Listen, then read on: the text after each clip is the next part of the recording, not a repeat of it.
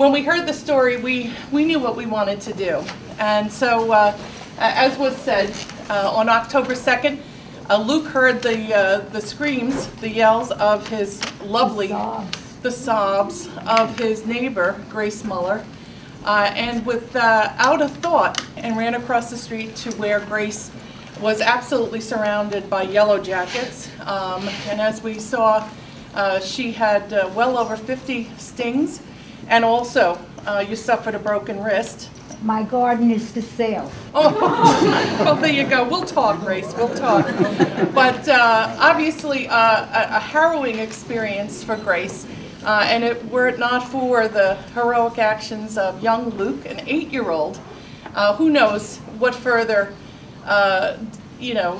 injuries could have occurred to Grace. But luckily enough, we had Luke Rosenthal on the spot to save his neighbor. And of course, now we in the town of Hempstead have an opportunity, very rarely, to present an award, a pin. And we've only presented it to adults who have found themselves in situations where they literally save lives. So many times it's been firefighters, police officers, sometimes civilians, but mostly it's been our first responders, and we are always honored to talk about the heroics of our first responders.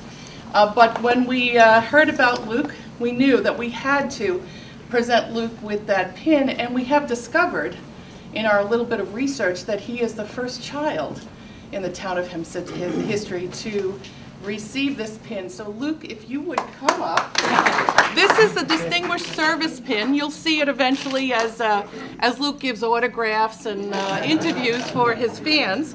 But this is the Distinguished Service Pin. Luke, on behalf of all of my colleagues here in the town of Hempstead, and a very grateful Grace Muller, your neighbor, and to all of anybody who is listening, anybody who is hearing the story, we are very, very proud of you. And we say, keep up the great work. Wonderful, wonderful.